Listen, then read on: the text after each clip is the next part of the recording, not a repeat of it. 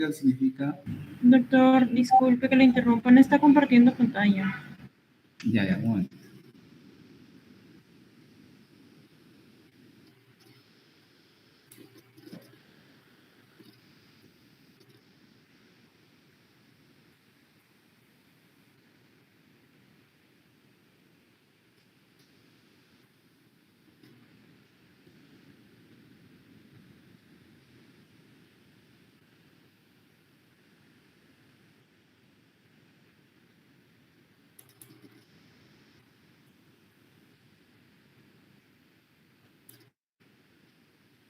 ¿Ahora sí?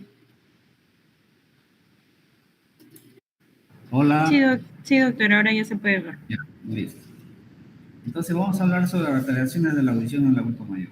¿Ya? Les decía que el síndrome de privación sensorial en el adulto mayor implica pues alteraciones en la audición y implica alteraciones en la visión. Entonces, estas alteraciones de privación sensorial, ¿qué ocasionan en el adulto mayor? Va a ocasionar el uso de polifarmacia, el incremento de la morbilidad, el aislamiento social, la depresión y ansiedad, la dependencia física, trastornos cognitivos, síndrome de caídas y el colapso del oído. Por eso es importante tratar de determinar cómo está un adulto mayor con relación a la privación sensorial. Hablamos de la fisiología del oído como introducción, ¿ya? Entonces, para recordar un poco la anatomía, la funcionalidad del oído, vemos de que la audición se presenta después de que las vibraciones cruzan el tímpano hacia el oído interno, ¿no? Separemos un poquito oído externo hacia el tímpano, del tímpano hacia la ventana oval tenemos los huesecillos, el estribo, el yunque, ese corresponde al oído medio, y más allá de la ventana oval ya corresponde al oído interno, donde están los conductos semicirculares, el caracol, el nervio auditivo. ¿Ya? Es importante saber eso. Ya, entonces dice que la audición se presenta después de que las vibraciones vocales cruzan el tímpano hacia el oído interno y luego son convertidas en impulsos nerviosos y transportadas al cerebro. ¿Por medio de quién? Del nervio auditivo.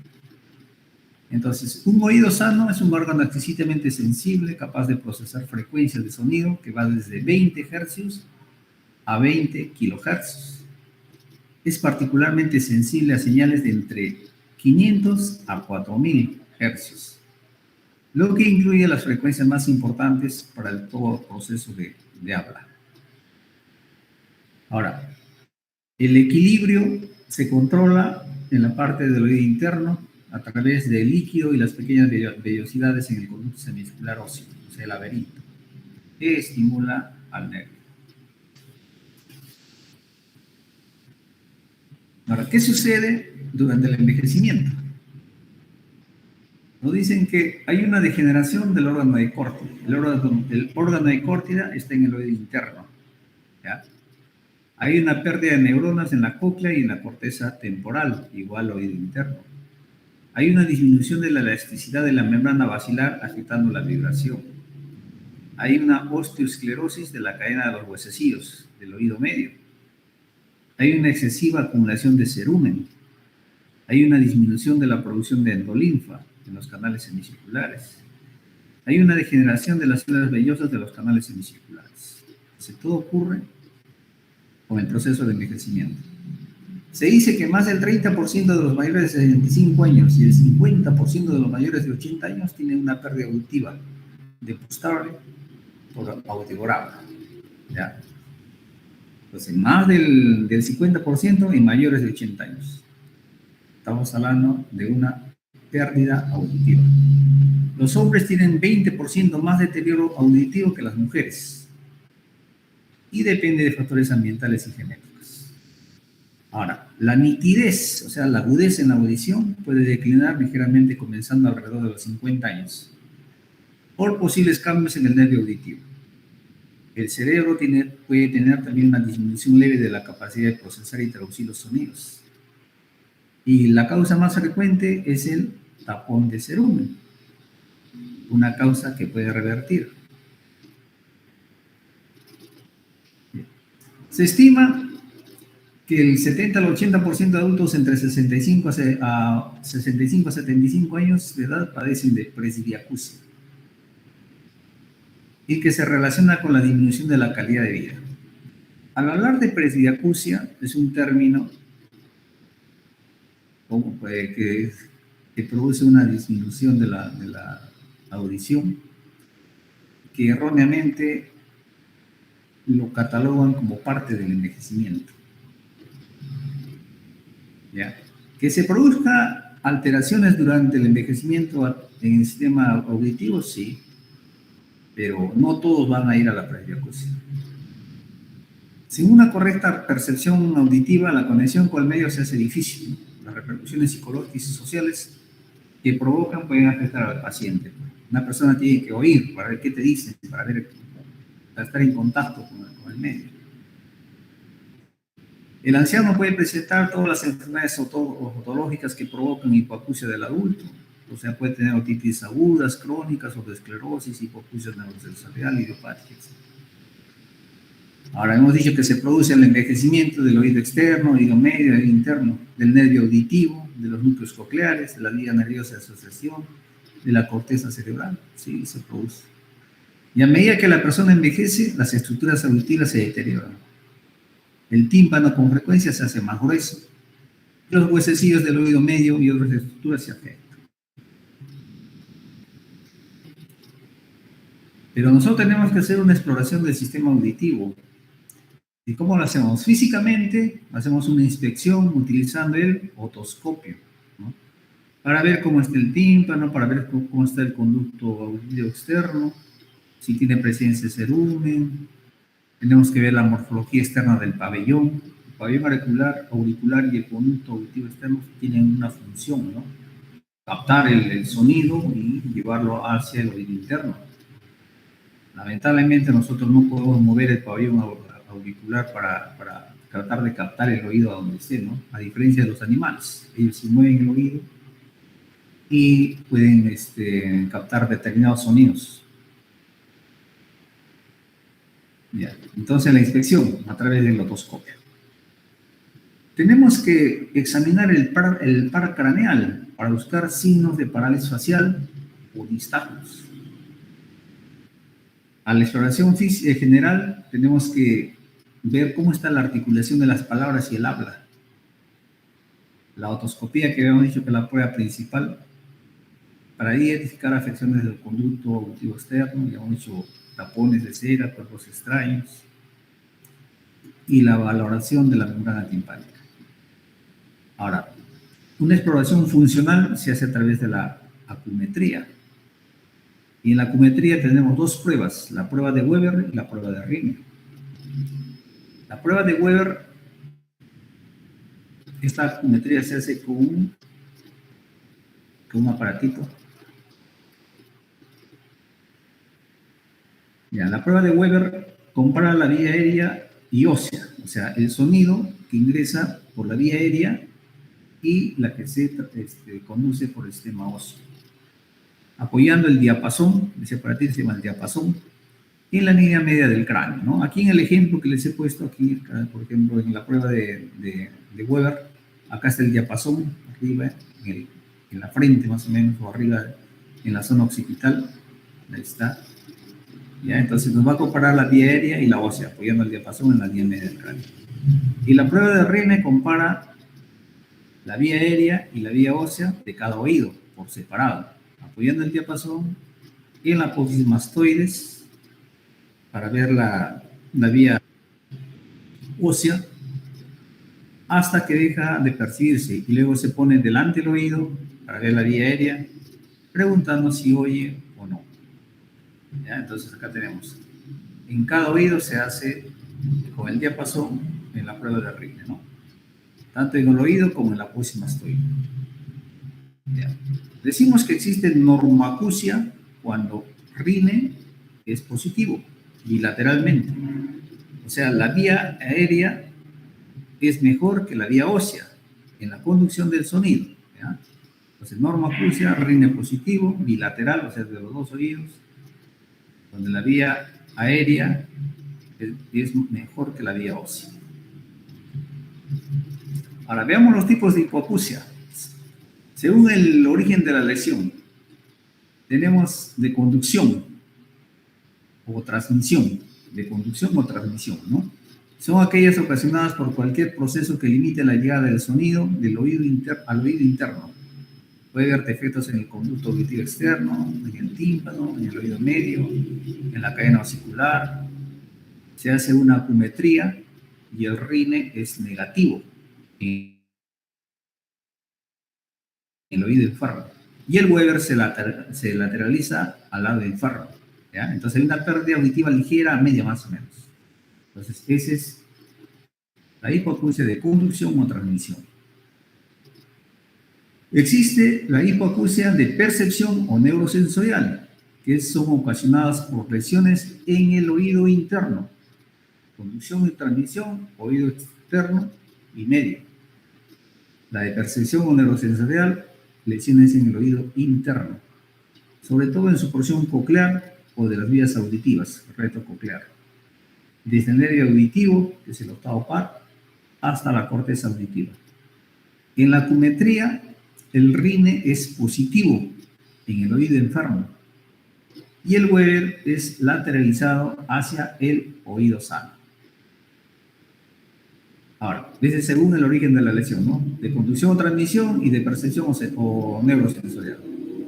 Y según el grado de pérdida, puede ser leve, cuando la pérdida auditiva es entre 20 a 40 decibelios, media, entre 41 a 70 decibelios, graves, entre 31 a 90 decibelios, y profunda, que supera los 90 decibelios. Entonces, decibelio es la mínima variación de energía sonora capaz de ser captada por el oído humano y corresponde a la décima parte del decibelio. Esos son los criterios de Ventry y Weinstein que determinaron este tipo de graduación en el grado de pérdida de la audición. Ahora, veamos la hipoacusia de transmisión o conducción, ¿no? Habíamos dicho que esta se produce cuando existen alteraciones a nivel del conducto auditivo externo y el conducto auditivo medio, ¿ya? Entonces, es la pérdida auditiva de superficial a moderada de uno o ambos oídos. Esta pérdida es menor de 70 decibelios. Puede ser producida por cualquier alteración en cualquier componente del sistema auditivo. Las principales causas de sordera en el adulto mayor son tapones de cerumen, la presbiacusia, ¿no? Que es una sordera progresiva con relación al envejecimiento. Puede haber un trauma acústico, una autoesclerosis, puede haber tumores, puede ser debido a medicamentos, puede ser debido a infecciones o otitis maltratadas. ¿Ya? Entonces, esa es la hipoacusia de transmisión y conducción.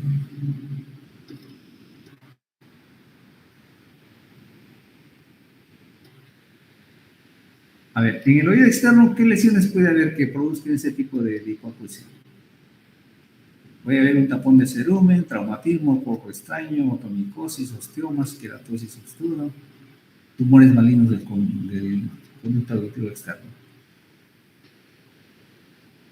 Ahora, en la hipoacusia de transmisión, vemos de que si se le hace un audiograma, generalmente este tipo en la audiometría, este tipo de exámenes lo hace pues el otorrino, ¿no? Nosotros como médicos generales o como médicos de otra especialidad casi no lo hacemos, pero siempre es bueno saber que se puede hacer una audiometría para ver la alteración en este tipo de hipoacusias.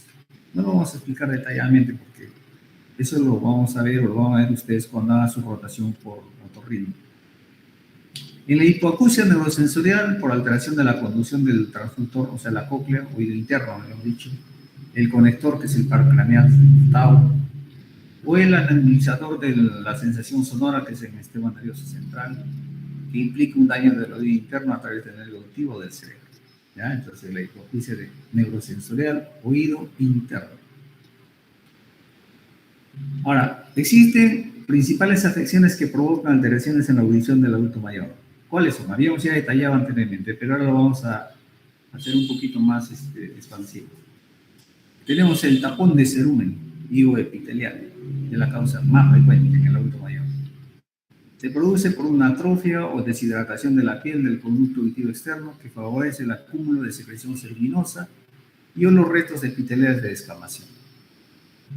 Si el tapón ocluye totalmente el conducto, el paciente podrá presentar una hipoacusia de transmisión que agravará la presbiacusia que ya existía.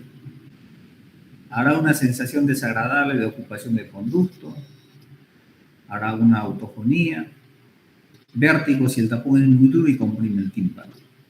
El tratamiento, extracción con agua templada, o sea, un lavado de oídos con agua templada. No es con agua fría, agua templada, porque puede afectar el sistema del equilibrio, el agua fría, ¿ya? Pero tiene que haber un previo reblandecimiento. Entonces, ¿qué decimos? Que señora, hemos hecho con el otoscopio, hemos determinado que tiene cerumen, está totalmente seco, que está pegado a las paredes del conducto auditivo externo. Decimos, qué señora? He hecho ciertas gotitas en el oído, ¿para qué? Para reblandecer, para despegar el cerumen de la pared del conducto. Y de acá a 5 días o 7 días regresa usted para hacer el lavado de oído. Regresa a los 5 o 7 días, utilizamos una jeringa y le hacemos el lavado de oído y sacamos todo el cerumen que está ocasionando esta hipoacusia. Las complicaciones, ¿bien?, de la extracción, miren, la crisis vertiginosa. Si no utilizamos agua tibia, va a ocasionar una crisis vertiginosa. Puede ocasionar otalgia cuando instilamos el agua muy cerca del tímpano. Hay que tener mucho cuidado porque podemos romper el tímpano. Entonces el chorro del agua tiene que caer en la pared del conducto auditivo externo, ¿ya? O sea, no tiene que caer en el tímpano por el riesgo de perforar el tímpano y provocar dolor. Ahora hablamos de una otitis externa maligna. Hemos dicho que puede haber otitis infecciosa, tratamiento con antibióticos, el que se llama el diagnóstico, lo hacemos con el otoscopio, tratando de ver zonas inflamatorias, signos de flujosis, a nivel de sazón. Y aquí hablamos un poco sobre la otitis externa maligna, ¿no? Que es una enfermedad grave que aparece sobre todo en los ancianos diabéticos por complicaciones endocrinales secundarias que provocan la muerte. Este es grave, es maligno. El germen causal generalmente es la pseudomonas aeruginosa, que elabora una neurotoxina causal de múltiples neuropatías craneales periféricas, y estas enzimas de esta neurotoxina provoca vasculitis necrotizante, que contribuyen a la destrucción de tejidos locales y resistente a la fagocitosis. Dice que se propaga desde el conducto auditivo externo por la fisura de Santorini del cartílago del meato auditivo e invade progresivamente los tejidos periauriculares, la glándula parótida, parte de la base del cráneo, el tronco cerebral y estructuras intracraneales. O sea, se propaga, se disemina, por eso es mortal. Provoca una hipoacusia de transmisión con bloqueo del conducto auditivo externo, supuración fétida y otalgia. El diagnóstico, un antecedente de una otitis externa pertinaz progresiva en un diabético senil, y donde se hará un cultivo y se determinará el aislamiento de una pseudomonas aeruginosa. Tiene mal pronóstico por los signos de destrucción que habíamos dicho que invade bastantes tejidos y las complicaciones endocrinales. Generalmente el tratamiento es primero el control de la diabetes, eso hay que controlar. Luego la antibiótico-terapia a base de ¿qué? De ciprofloxacino, 400 miligramos cada 12 horas, o ceftazidima, 2 gramos cada 8 horas, viento venoso. Y cuidados focales por depilamiento químico. O sea, esta es una variedad, claro que es un poco rara, ¿no? Pero existe en el adulto mayor, ¿no? Las otras, las otitis de causa infecciosa por estreptococo, esas pues se curan más rápidamente. Puede haber una otoxicidad auditiva, o sea, hay fármacos que lesionan las células sensoriales del oído interno y provocan hipoacusia sensorial o pueden agravar la preexistente. Esta ototoxicidad puede ser causada por los aminoglucósidos, son los principales que causan ototoxicidad. Ellos ocasionan primeros efectos secundarios de la sordera y vértigo, que se puede presentar también con estreptomicina. Una predisposición individual, hay una mutación de un gen mitocondrial que provoca sordera a dosis mínima. Entonces, dentro de los aminoglucósidos tenemos a la streptomicina. Se estima que entre el 17 y 35% de pacientes con lesiones cocleares por aminoglucósidos generan una mutación en su ADN y hay una capacidad de difusión al oído interno a través de la ventana redonda. La administración tópica de fármacos en pacientes con perforación timpánica estará prohibida. Ahora, la capacidad ototóxica es acumulativa y puede ser favorecida por la administración simultánea con diuréticos. Otros medicamentos que también provocan tóxicos por la congla es la kanamicina y la dihidroestreptomicina. La estreptomicina y la gentamicina son más vestibulotóxicas, ¿ya? Entonces hay que tener mucho cuidado en utilizar aminoglucósidos. Yo utilizo máximo 3 días nada más y después paso a otros medicamentos. Dentro de los aminoglucósidos, ¿quién está? Amicacina, gentamicina, estreptomicina, kanamicina. Los más utilizados, amicacina, gentamicina. Yo veo que a veces se recetan 7, 10 días de amicacina. El problema es, en el adulto mayor le puede provocar ototoxicidad auditiva, hay mucho cuidado. También hay ototoxicidad por diuréticos de asa, ¿no? Diuréticos de asa, que viene a ser la furosemida. Estos inhiben la reabsorción de agua y electrolitos en la grasa de Henle, que es la función. Tienen capacidad ototóxica a lesionar la estrella vascular y más tardíamente el órgano de Corti. Entonces, la hipoacusia reversible potencia la toxicidad de los aminoglucósidos. Ototoxicidad por quimioterápicos. Tenemos el cisplatino, que casi no utilizamos, las notasas nitrogenadas, que pueden provocar destrucción de células ciliadas externas e hipófisis. Hay ototoxicidad por ácido acetil salicílico, que provoca hipoacusia reversible y acúfenos. La dosis tóxica es de 6 a 8 gramos por día, entonces hay que tener cuidado con la aspirina. Máximo, utilizamos 3 gramos, ya máximo 4 gramos, ¿no? Ahora en la temporada de dengue, 1 gramo cada 8 horas, ya 3 gramos. Estamos dentro de la dosis permitida, ¿no? Pero si por casualidad nos extendemos y damos cada 6 horas, entonces podemos provocar la hipoacusia ototoxicidad por ácido acetil salicílico. También hay ototoxicidad por quinina. Efecto reversible a tenerse en cuenta en el adulto mayor en caso de profilaxis de malaria, valorar el riesgo de beneficio, ¿no? Ya casi no utilizamos quinina, ya la malaria casi ya ha desaparecido. Ototoxicidad por macrólidos. Los macrólidos tenemos la eritromicina, claritromicina, que pueden provocar ototoxicidad cuando las dosis son mayores de 2 gramos por día. La eritromicina se utiliza 500 miligramos cada 8 horas, o sea, 1500 gramos por día, ¿no? Cuando es mayores de 2 gramos, ya ototoxicidad.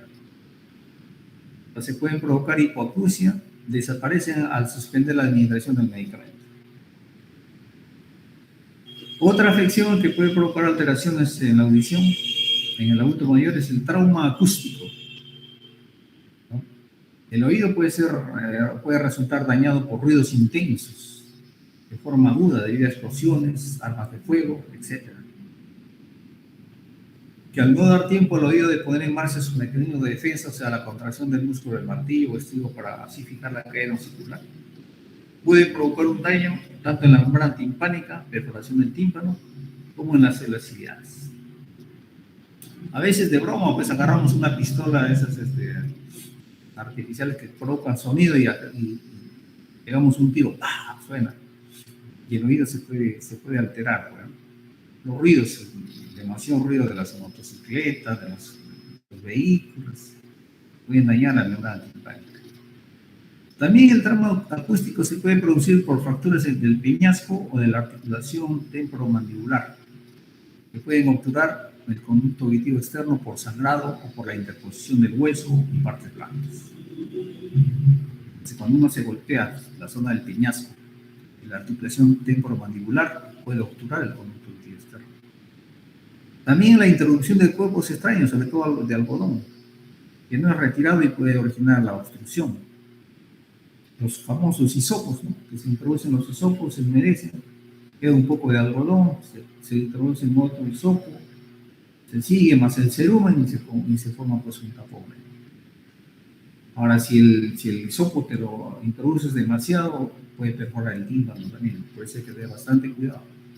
Hay otras personas que utilizan el ganchito de los cabellos, cuando les causa prurito a nivel del oído, para rascarse, pueden provocar un trauma, un sangrado, una escoriación, una perforación del oído.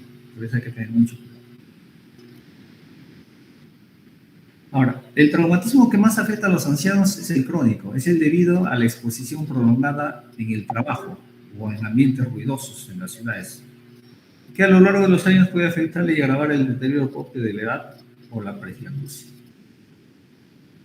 Exposición prolongada en el trabajo, en las minas, en los socavones mineros, donde existen esos aparatitos que provocan bastante ruido para perforar. Por eso tienen siempre que utilizar pues,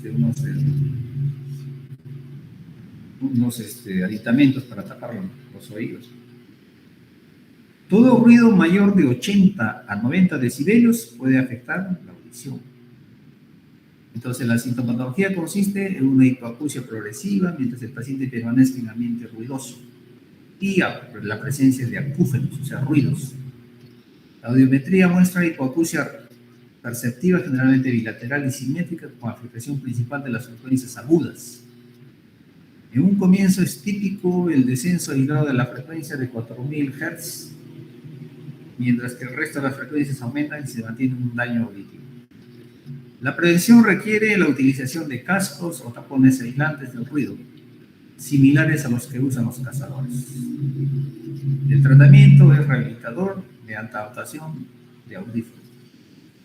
Aquí también podemos hablar un poquito de los famosos audífonos para escuchar música. Bueno, yo veo bastantes jóvenes colocan sus audífonos full volumen, están felices de la vida.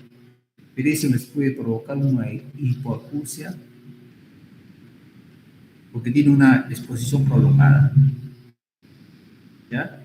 Y puede deteriorarse poco a poco la audición. Hablemos de la presbiacusia. Habíamos dicho que la presbiacusia era propia del envejecimiento. Acá lo vamos a detallar mucho mejor. Dice que es una pérdida progresiva de la capacidad auditiva y que se debe al deterioro producido en el sistema auditivo asociado al envejecimiento. Se inicia primero comprometiendo frecuencias altas, las frecuencias de 8000, 6000 y 4000 Hz, progresando a las frecuencias del habla en el rango de 3000 a 2000 Hz. Recuerden que las frecuencias del habla humana se extiende aproximadamente de 300 a 3500 Hz. Dependiendo, puede que si gritas, hablas despacito, un sonido fuerte, 3500 Hz. Entonces ya va a haber problemas ya cuando se presente la presbiacusia, ya no vamos a poder entender las palabras. Ahora, tiene un gran impacto en la calidad de vida de las personas mayores porque genera aislamiento. No escuchas, por más que te hablen, no escuchas. No escuchas. Se provoca un gran impacto psicoemocional y también puede provocar depresión. Ahora, de acuerdo a una encuesta nacional de salud realizada en el 2003, se determinó que la prevalencia de trastornos auditivos en personas mayores de 75 años fue de 70 a 79%, y alcanzando un 90% en personas mayores de 80 años. Y cerca del 52.3% de las personas mayores presentan al menos un problema auditivo. Ahora, la que se atribuye generalmente a la pérdida de las células sensoriales en la base de la cóclea y en el órgano de corte. La percepción de frecuencias altas se localiza en la cóclea, por lo tanto tiene una caída en los agudos, ¿ya? Esta pérdida de la audición común de la presbiacusia es bilateral, simétrica y lentamente progresiva. Estos pacientes mantienen una relativa buena discriminación de la conversación y se benefician con los audífonos. La curva audiométrica presenta una caída de las frecuencias agudas con una buena discriminación. Ahora, Existen diversos tipos de presbiacusia. La presbiacusia metabólica o estrial, ¿no?, que es considerada como la pérdida de la audición y se define como una atrofia del 30% más de la estrella vascular, que provoca alteración en la producción de endolito. Esta forma de presbiacusia empieza en la tercera a sexta década de vida y se caracteriza por un lento declinar de las pruebas auditivas en todas las frecuencias. La adaptación protésica es a veces difícil por los acúfenos, o sea, se asocia con acúfenos. Hay hipoacusia más acúfenos y una disminución de la inteligibilidad. Clínicamente se caracteriza por una audiometría total plana con una buena discriminación vocal. Existe la presbiacusia neuronal, que requiere una pérdida neuronal coclear de un 50% o más en relación a la neonatal. Las células sensoriales están menos afectadas. Clínicamente estos pacientes tienen una pobre discriminación del lenguaje hablado, aunque la audiometría sea mejor. Los audífonos son menos útiles para estos pacientes. Y se evidencia una degeneración primaria de las fibras nerviosas basales con pérdida neural coclear y degeneración retrógrada de las vías cognitivas. Otro tipo de presbiacusia es la presbiacusia conductiva o coclear o mecánica, que se produce por las alteraciones del canal coclear. Hay un espesamiento de la membrana basilar, atrofia del ligamento espiral, que serían los responsables del deterioro auditivo. En la curva audiométrica presenta una caída de las frecuencias agudas y la audiometría vocal es normal, por lo que la aplicación de una prótesis auditiva se ve facilitada. Ahora, ¿qué síntomas tenemos? Síntomas precoces para detectar la presbiacusia. Hay dificultades en la percepción de sonidos agudos, como el timbre del teléfono, o de la puerta, o el trino de los pájaros. Hay alteraciones de discriminación en ambientes ruidosos o conversaciones cruzadas. Oyen, pero no entienden. O sea, escuchan el ruido, pero no entienden la palabra. Y lo fundamental aquí es que el paciente niega que tiene un déficit auditivo. Él dice, escucho, sí, escucho, pero no comprende las palabras. Entonces niega que sea pues una sordera, porque dice que escucha.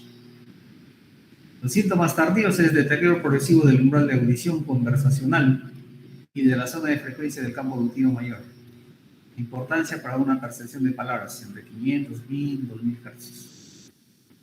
Hay una discriminación deficiente, hay una infravaloración de su alteración auditiva, hay desequilibrios en las relaciones familiares, hay un aislamiento sociocultural, ¿no? Si no escucha el paciente, no obedece órdenes, lo llama, no escucha. Escucha voces, pero no entiende lo que dice. Por eso produce pues, el aislamiento sociocultural, hay desequilibrio en las relaciones familiares. Ahora, ¿cómo hacemos la valoración de la discapacidad auditiva? Tenemos las pruebas de recepción del sonido. Tenemos la prueba de la voz susurrada, ¿no? Nos acercamos al paciente y le hablamos despacito. Hola, hola, para ver si nos escucha o no. Se puede utilizar un audiscopio portátil de Welch Allyn, que es un otoscopio que posee un audiómetro en su interior capaz de generar tonos de 25 a 40 decibeles. Esos son casi instrumentos propios del otorrino. Nosotros a lo más a la prueba de la voz susurrada. Ahora, las pruebas audiométricas, tenemos que hacer una audiometría tonal laminar, una audiometría verbal o prueba de inteligibilidad, un umbral de recepción verbal, un test de discriminación. Generalmente, como le digo, lo hace más el especialista del otorrino, pero es importante saber. Se puede también hacer una prueba, una valoración de la discapacidad auditiva del adulto mayor, el test de discapacidad auditiva del anciano, se le hacen unas preguntas, como por ejemplo, ¿se siente incómodo al conocer a gente nueva debido a su audición? Nos responde sí, a veces, no, y se le da una puntuación, ¿no? No vale 0, a veces vale 2, sí vale 4. Y la interpretación de las puntuaciones totales de 0 a 8, no hay limitación. De 10 a 24 hay una limitación entre leve y moderada. De 26 a 40 ya hay una limitación grave, ¿no? Entonces se puede aplicar un test. Ahora, el tratamiento generalmente hay que tener pautas de comportamiento adecuado, o sea, cómo hablarle al paciente, ¿no? Tiene presbiacusia. Hemos dicho que hay un deterioro del oído interno, bien difícil, ¿no? El tratamiento curativo. Entonces tenemos que adecuar un comportamiento adecuado. Le hablamos de frente, mirándole a la cara, como para que nos lea los labios, lentamente y pronunciando bien, en un ambiente silencioso, sin gritar. ¿Ya? Entonces es pauta de comportamiento que podemos aplicar, sobre todo al hablar. Se puede utilizar prótesis acústica amplificadora, o sea, los audífonos, ¿no? Los audífonos tienen que tener un micrófono, su sistema de ampliación, su altavoz, su pila, un molde que se ajusta a la anatomía del conducto auditivo externo del paciente y tiene que tener controles. O sea, tiene que ser un audífono completo, ya con todos estos elementos. Pasamos a otro tema que son los vértigos, porque habíamos visto conducto auditivo externo, conducto auditivo medio, ahora vamos hacia el interno, ¿no? En el cual se producen los vértigos. Es un trastorno del equilibrio que hace referencia siempre a una sensación de movimiento que una persona tiene sin que exista. Es una alucinación del movimiento y se debe a una alteración del sistema vestibular, alojado en el oído interno, cuyo centro neurológico está en el tronco del cerebro. El vértigo es un síntoma, es una sensación, es subjetivo, es una falsa percepción del movimiento tipo rotatorio, hay que hacer una anamnesis, hay que hacer un diagnóstico. Se le hace una exploración otoscópica para descartar tapones de cerumen o lesiones del oído. Se le hace un test de Weber y Riemann para la audiometría liminal y supraliminal, una otoneurología, un test de Halmaki, una evocación de la mirada, ya que son exploraciones propias del otorrino. Ahora, existen tipos de vértigo que pueden ser un vértigo periférico, un vértigo central. El vértigo periférico es causado por la afectación del laberinto, del oído interno, y el nervio vestibular, que es el que lleva la información del equilibrio desde el oído interno al cerebro. Es el más frecuente, hay pérdida de la audición, hay zumbidos, hay presión y otalia. Mientras que el vértigo central es debido a alteración de los mecanismos neurológicos propios del sistema vestibular.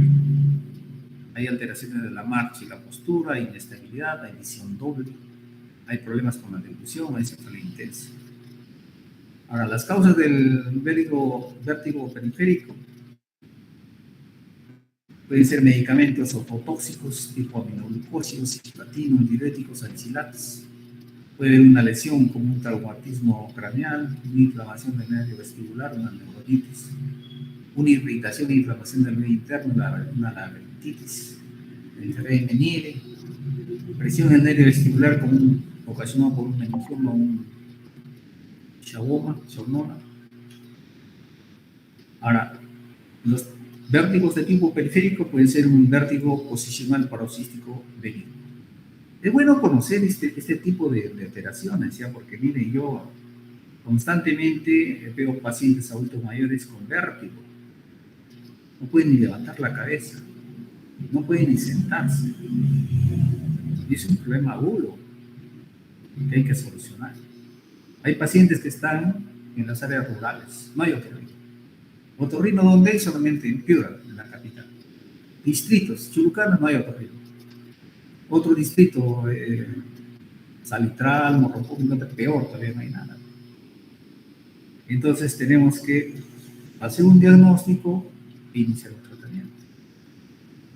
Entonces el vértigo posicional paroxístico es más frecuente, se desencadena con los movimientos, está causado por alteración de las máculas utricular y sacular, depositándose en los canales semicirculares, una canalolitiasis, o en la cresta ocular del canal semicircular, una oculolitiasis. ¿Ya? Entonces, cuando hay un cambio de posición, puede desencadenar una respuesta no adecuada al estímulo percibiendo una sensación de rotación o de vértigo. Episodios bruscos de vértigo de corta duración se alternan con periodos de remisión. El diagnóstico se hace con la maniobra de Dix-Hallpike y el tratamiento con maniobras de reposición, maniobra de Simon y Epley. Les cuento una experiencia. Un paciente que visité un caserío que se llama Yapatera, paciente acostado, obeso, de raza negra, que no podía ni siquiera levantar la cabeza, porque sentía el vértigo. Sentarse, peor. Entonces había que hacerle un diagnóstico. ¿Qué pasa con este paciente? Le hago la maniobra, o sea, la maniobra de Dix-Hallpike, que es mover la cabeza. Si ustedes ven por acá, 45 grados a la derecha, 45 grados a la izquierda, hacia adelante, hacia atrás. Y el tratamiento, miren, por más que se utilizó pues medicamentos tipo sinaricina, Gravol, para calmar, no calmar. Le hicimos la maniobra de Epley o reposicionamiento canalicular, moviendo la cabeza. ¿Qué es lo que pasaba generalmente en este paciente? De que a nivel de la mácula utricular y saccular, o sea, existe como una especie de unas, ¿cómo le digo? Como unas bolitas que están metidas en una concavidad, que por un movimiento brusco se salen de esa concavidad y están pues en los canales semicirculares o están en la cresta angular. Esas bolitas tienen que regresar hacia el saco, ese saquito. ¿Para qué? Para que de nuevo exista el equilibrio. Entonces, con estas maniobras logramos que esas bolitas regresen a ese saco y estén en esa posición y se mejora el cuadro. Para eso utilicé la maniobra de mejorando el cuadro y el paciente se sintió bien. Tanta medicación que había recibido que no resolvía el problema, con una maniobra resolvió el problema. Bien, entonces, las causas del vértigo central, la letrina vascular, los famosos anticonvulsivantes, el ácido acetilsalicílico, el alcohol, la esclerosis múltiple, las convulsiones, el accidente cerebrovascular, tumores, migraña. Y los síntomas, la sensación de movimiento giratorio que puede causar náuseas y vómitos, problemas para enfocar los ojos, hay mareo, hay pérdida de la audición en uno o dos oídos, hay pérdida de equilibrio, zumbido de oídos, dificultad para deglutir, visión doble, problemas en el movimiento de los ojos, parálisis facial, mala articulación del lenguaje, debilidad de las extremidades. Esos son vértigos de causas de vértigo central. Otra afección que ocurre en los oídos de los adultos mayores o en el sistema auditivo del adulto mayor son los acúfenos. Es la percepción sonora no verbal de origen interno. Es un ruido anormal persistente llamado tinnitus. Es problema frecuente en los adultos mayores. Por lo regular es un resulta una hipoacusia leve, ¿no? Es una sensación de mosquitos que están volando en el oído, pues. Es un ruido molesto. El diagnóstico se hace con otoscopía, una timpanometría y una biometría. Si es pulsátil, debemos realizar una auscultación carotidia y cardíaca. ¿Ya? Entonces, todo elemento que sea pulsátil, nos referimos a la arteria. Tenemos que buscar la arteria carótida, tenemos que ver el corazón. Acúfeno unilateral no pulsátil único, descartar un neuroma del acústico, un tumor. Acúfeno pulsátil unilateral, descartar malformaciones arteriovenosas, cerebrales, mastoidías, o un paraneurioma. Acúfeno no pulsátil bilateral, la presbiacusia acompañada. Acúfeno o tinnitus, ¿no es cierto? Acá algunos datos interesantes del tinnitus, ¿no? Dice que el 77% de tinnitus reduce la calidad de vida. Si tienes un ruido en el oído todo el día, toda la noche, disminuye la calidad de vida. Cada 22 personas en el mundo sufren de ruido en los oídos. El 66% son hombres. Y el 78% tiene más de 40 años. El 7% de las personas tiene depresión. El 5% de la población mundial vive con pérdida auditiva. Y el 72% de personas no pueden dormir por los ruidos de los oídos. ¿Sí? Miren el daño que ocasiona o la sintomatología que ocasiona y que provoca pues, más afecciones.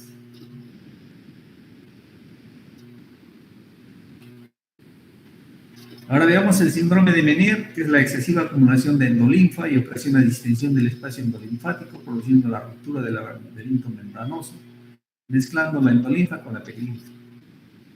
Es característica de la triada de vértigos, acúfenos y sordera progresiva, con cada ataque de vértigo. El tratamiento es una inyección intratimpánica de gentamicina, que eso lo va a hacer el otorrino. Entonces acá hay una, que se llama una afección, pues que lo debemos conocer, pero quien lo va a tratar es el otorrino. Una neuronitis vestibular es una afectación vírica del nervio vestibular, una neuritis, o del epitelio neurovestibular. Se caracteriza por un ataque de vértigo brusco, sin clínica auditiva, y se acompaña de un intenso cortejo vegetativo. El tratamiento es sintomático, calmar el vértigo, proceso benigno y autolimitado. Una laringitis aguda puede ser de origen infeccioso viral, bacteriano, de etiología tóxica, traumática o autoinmune. Produce vértigo intenso acompañado de hipoacusia neurosensorial. El cuadro más grave es la laringitis bacteriana supurativa, secundaria a una otitis media con fístula perilinfática. La causa más frecuente de fístula es el colesterol. Son afecciones que, si son virales, infeccioso, bacteriano, tratamiento con antibióticos. Ahora, todos estos problemas afectan el aspecto social, intelectual y emocional de este paciente. La pérdida de la audición en personas mayores puede ocasionar frustración, aislamiento social, aumento de la dependencia, mayor necesidad de servicios sociales, atención hospitalaria y potencialmente ingreso a la residencia más precoz, a la casa reciente de adultos mayores. La deficiencia auditiva produce en el anciano retraimiento, problemas de comunicación y depresión. Se ha considerado que los adultos mayores con deficiencia auditiva tienen un carácter especial y típico. Se vuelven recelosos, desconfiados, no reconocen su deficiencia y piensan que el problema se sienta en las personas de su alrededor. O sea, el adulto mayor piensa, no me habla, debe estar molesto conmigo, algo está pasando, se vuelve receloso y no sabe qué, no entiende la palabra. Todo esto puede prevenirse con un y oportuno diagnóstico y tratamiento, ya que de esta manera mejoraremos la calidad de vida de los adultos mayores. Gracias. Muy bien, con esto terminamos los dos temas que habíamos quedado. A través del WhatsApp les haré llegar las exposiciones. Está bien, doctor. ¿Ya? Gracias, doctor. Listo, entonces, ya. Muy bien. Hasta luego. Hasta luego.